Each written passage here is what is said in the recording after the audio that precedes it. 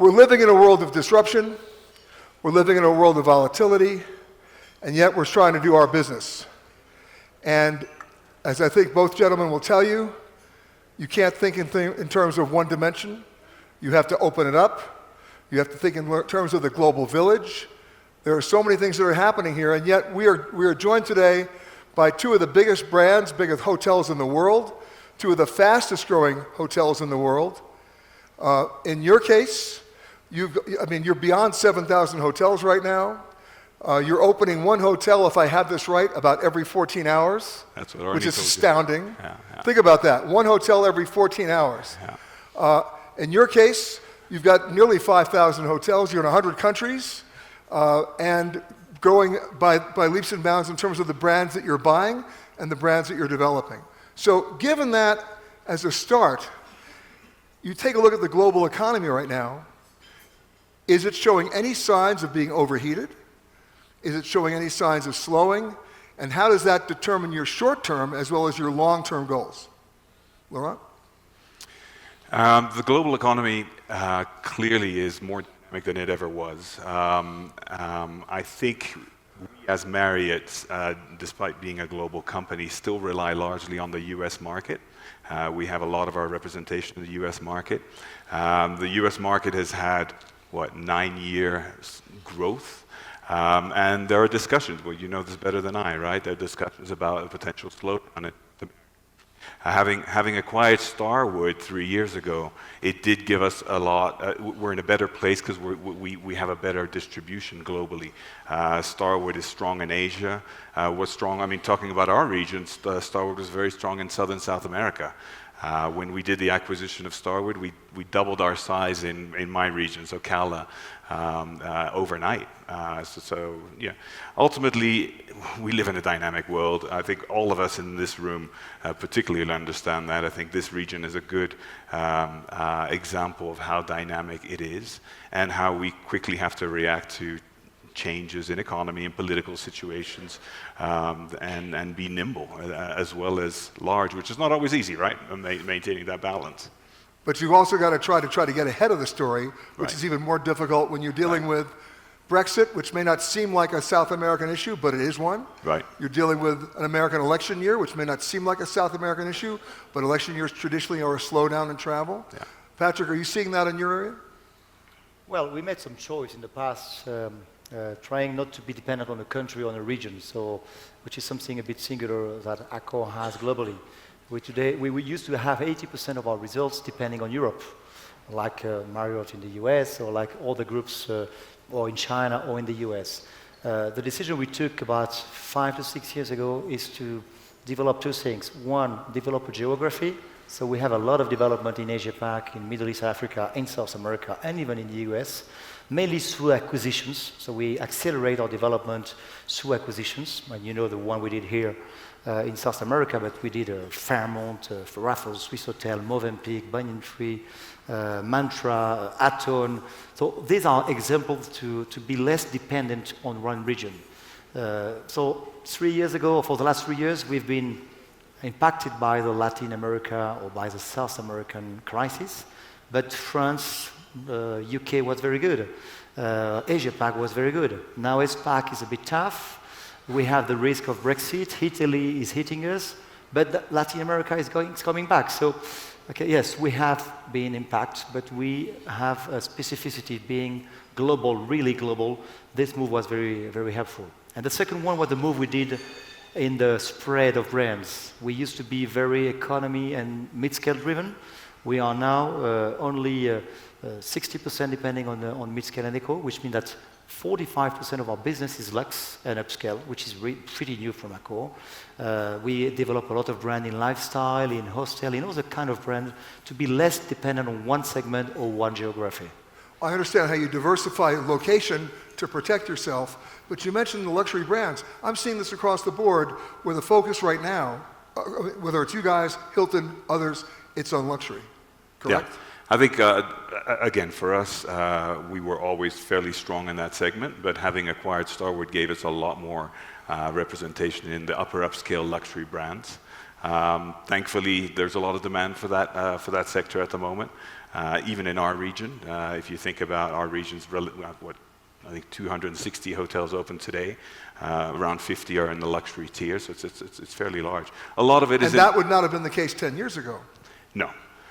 A lot of it is in the Caribbean, I have to say, Caribbean, Mexico, and we're hoping to see that grow. I mean, we signed a couple of W hotels, which is in the luxury tier, at least from a rate perspective, and clearly in the lifestyle in Sao Paulo and Buenos Aires.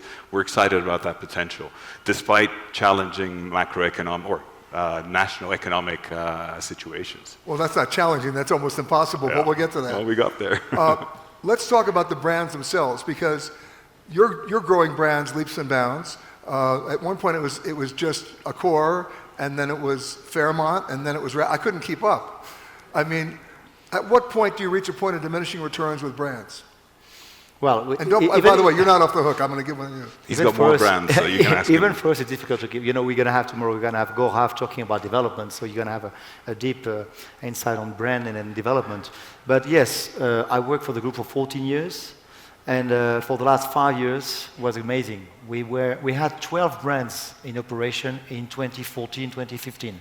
We now have 38 or 39 brands in operation. So it's going from all the economy, the IBs and the IB Stars and etc. But going to Fairmont, Banyan Tree, Delano, and last year we had this deal with Delano, with SBE, which brought about 5 brands: Delano, SLS, Hyde, Mondrian. So the guy who handles your stationery is doing pretty well. Yeah. He's got to change the business cards every week. But well, so the brands, for us, we consider that we will keep going with brands. If the question is, do you think we're going to reduce and to optimize and to, this is not the route we are following. We consider that the market and the clients are demanding specificity. They want to have some experience, some different experience, and they love the brands. So when you go to a Mama Shelter, or when you go to AB Stars, or when you go to a Delano, or to a Fairmont, or to a Pullman, you expect something linked to this brand. If you do merge too many brands, you do a kind of, you mix the colors, and you do something gray. We like our colors, so we will keep going, developing all the brands in all the segments. Of course, when you go on the upscale and luxury, we have more brands, and you will see tomorrow in the charts. But it's a way. So in Latin America, we are opening the first Fairmont in Latin America. That's in Brazil.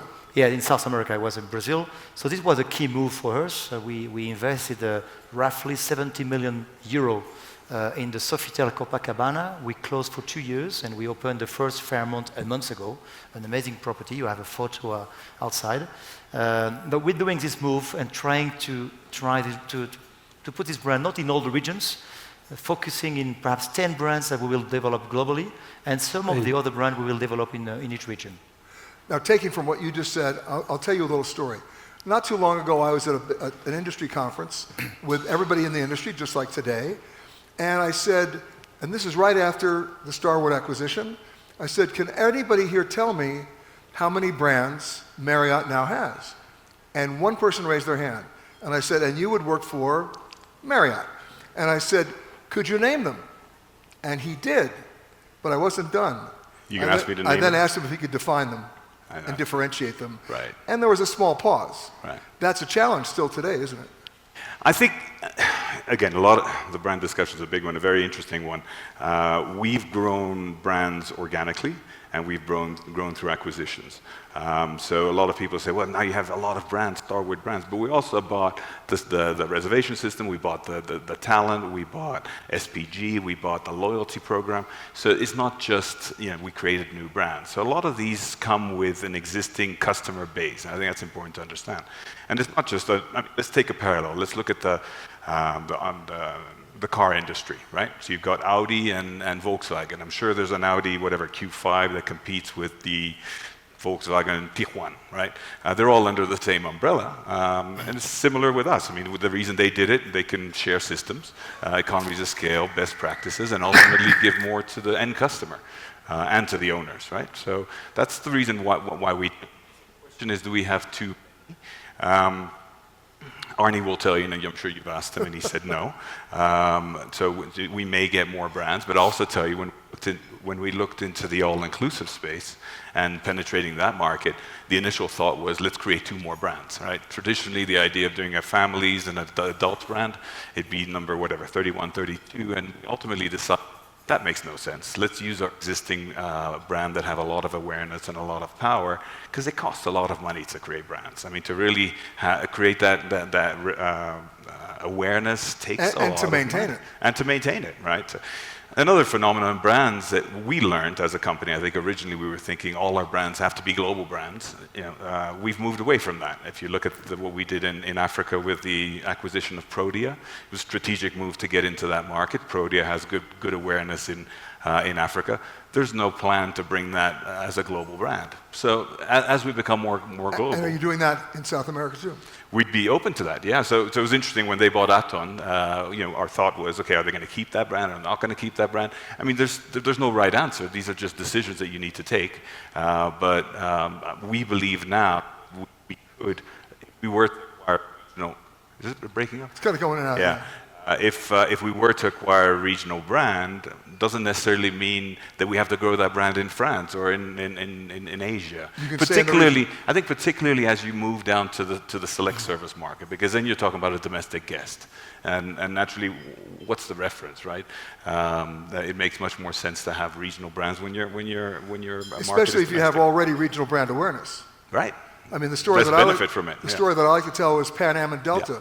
When Delta decided to take over what was left of Pan Am, they had a choice of keeping the Pan Am logo and keeping the Pan Am roots in Europe, and they very arrogantly said, no, we're going to make it all Delta. Right. And within 2 years, they were no longer flying any of those routes because the people who lived there had never heard of Delta. Right. They knew Pan Am. So ultimately, it comes down to the customer, the guest, right? So we're in business. We're trying to increase our market share. We're trying to keep our shareholders happy. But if you really think of the end customer and what what they need in the long term, and you take decisions based on that, I think you're probably on the right path. So now let's get down to specific regions within the region, right? We know some of the problem areas. I think it's safe to say that neither of you are developing anything in Venezuela right now. Correct? No. We have open hotels. We don't own them. Are they still open? And we don't operate them, yes, under a franchise agreement. But you're out of them? No, they have our brand, basically. Okay. But we're not operating them today. Patrick? Yeah. On which one? Venezuela. No. We have a lot of requests, but we decided not to go. There is one Novotel, but it's not a Novotel from Accor. It's something which exists. I'm still... we sued them, but we still have a Novotel, so if you go there, this is not a Novotel from Accor, but we don't have any property there. Because in the world of disruption, that's an obvious target there, but then you have currency disruption in Argentina. Right. I mean, my US dollar right now has 7 times the buying power that it had 6 months ago. Yeah. So for all of you who want to go do your Christmas shopping in Buenos Aires, this would be a great time, but for hotel development, it's another story. Yeah. Unless the customer is dollar-based, right? So you also have that piece that plays into it. It doesn't necessarily mean that a hotel cannot make sense and be profitable. I'm sure there are hotels in Buenos Aires that are profitable today, but it's going to be really tough to get financing, right? There's other complexities from a development perspective. Well, speaking of currency, when you talk about dollar-based economies, we have one right here in Ecuador, and Panama as well, pegged to the US dollar. Does that help you or hurt you right now in your development? If I may, I would like to go back for the previous question because I wanted to capture. On branding, just one question. We were talking about regional brands and global brands, and I have 2 or 3 examples which are interesting. One, Pullman. It was a brand we bought about 15 years ago. We keep it quiet for 10 years, and we relaunched the brand, and now it's one of the best brands in terms of development globally. We are planning to open 250 Pullman worldwide, and we have already here 9. In fact, 8 plus 1 in opening. We convert the Aton in Pullman, most of them. Aton is another example. Do we keep it? Don't we keep it? Even today, I had many questions about what are we going to do with Aton? We keep it quiet for the moment. It doesn't mean that we kill the brand, but we keep it parked, and we'll see. Swiss Hotel, this one. Do we keep it? Do we keep? Again, we had a global brand. Swiss Hotel is very well known with international travel, so we decided to keep it. So a bit like Marriott, what we're trying to do, we're building a platform. And after you have perhaps a question about the loyalty, I don't want to go inside, but we prefer to build a platform, and we have a platform, a loyalty program, and you give access to many brands, and those brands can come back. I can tell you a Pullman example can come back in other brands within Accor. We had Caesar Park. This brand, Caesar Park, is very well known in Brazil and in Argentina. We might one day, why not, relaunch the Caesar Park brand. Well, I have an idea for you. You can come up with a brand new brand for a hotel. Just call it Keep It Quiet. No? Okay. But let's go back to dollar-based economy for a second for that question. Does that help you or hurt you right now in your development? You talked about Ecuador. I actually think it makes it a little bit more expensive to operate hotels. It challenges the ability to... Patrick? You mean you develop the country. If you take Argentina, today, surprisingly, we did good results in Argentina because we are selling in dollar. So today, I can say that in terms of development, if you look at Argentina, if you're selling 80% of a luxury product in dollar, we're selling a $250 luxury room. Well, this is pretty good.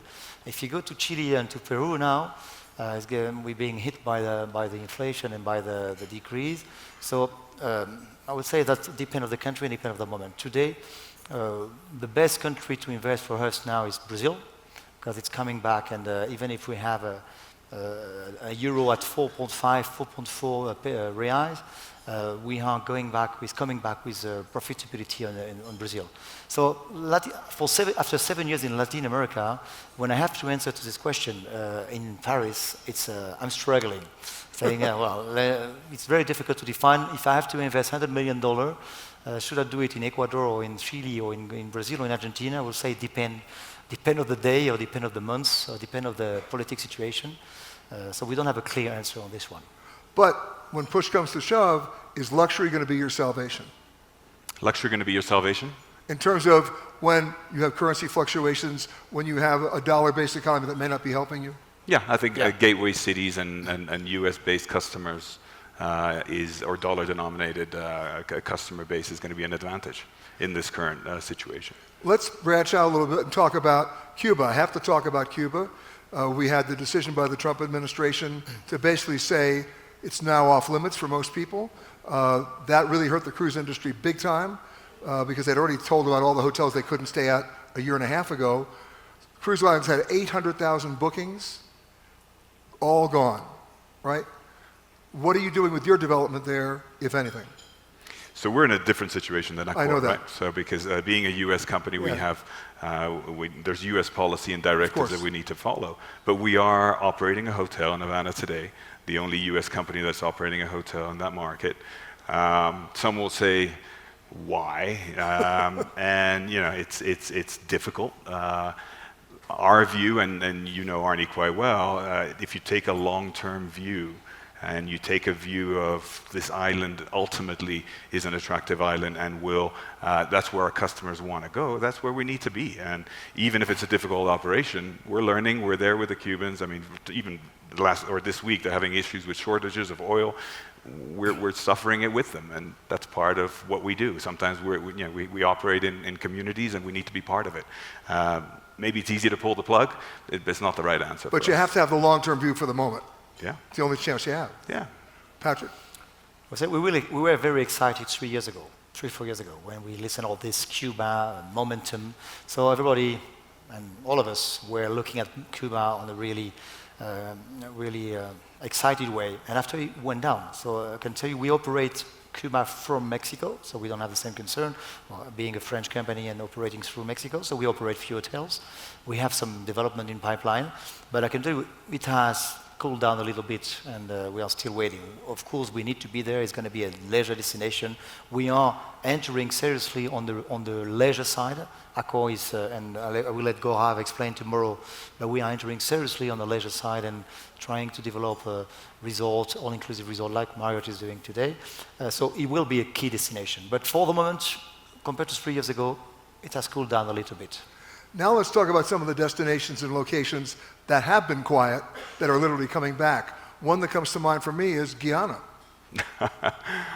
I did that deal, I don't know, 8 years ago or 7 years ago, and everybody at headquarters said, what are you doing deals down there? And just recently, and it has been tough, and it was tough during the first couple of years. But right now, it's probably one of the best performing hotels, and clearly you're in the know. I think RevPAR increased by over 30% year over year because they found oil, and it's a hotel where we're now looking to grow further. So sometimes, you need to take a little bit the risk, and again, back to the point, it has to be long term. And for you, Patrick, what are you looking at on the horizon that's really been quiet? Not in terms of a brand, but a location. Well, where we took a lot of risk is Rio, clearly. I'm in the region for 7 years. We had 7 hotels 7 years ago. We have 35 hotels now in Rio, 35 hotels, including the Fairmont we just opened, but we're also opening a Joe & Joe. It will be the first hostel. We bought a property, we bought the asset, and it's coming back now. So we had to face a 40% decrease in RevPAR in 3 years in Rio. And this year, well, amazing, you've seen this morning Patricia's figures. We have 23, 25%. So I believe that it was a quiet destination for the last 2 to 3 years, and we struggled for the last 3 years, and now it's coming back. So this one is a good one. Cusco, for us, it's a big success. We are struggling in Lima, as everyone. So it was a very good destination, and is becoming quiet now. It's not quiet, becoming Your favorite brand, Quiet. It's your favorite brand. You're right. So, last question. What keeps you up at night, and what keeps you up at night? You start? We're talking business now. I start, yes, of course. My wife. Because there's a lot of other things to keep me up, that's My true. wife.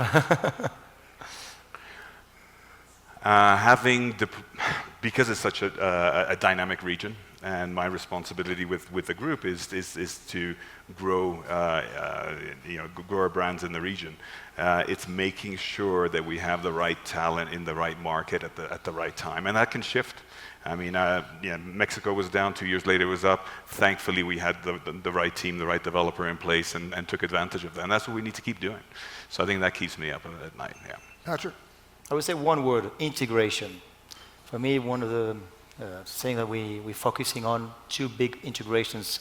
One in development, integrating Fairmont, Aton, BHG, Posadas, all these groups. So on the operational side, integration is quite a challenge. And the second one is a loyalty program integration. We are launching our new loyalty program on 6th of November. So we integrate all the programs we have from all these brands, creating all of this Accor Live Limitless.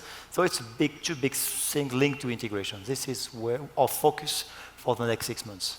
And of course, you share that integration challenge with Marriott when you try to do your Bonvoy program. And interestingly, right, you would think, at least from an outsider, that integrating the teams and integrating the talent would have been the toughest. I don't think so. I think for Marriott, systems, and I think we're all facing it, systems are complicated in integration. It can't be underestimated. Ladies and gentlemen, Laurent de Cosmaker, Patrick Mendes, please thank them. Thank you. Thank you. It's a pleasure. Well, thank you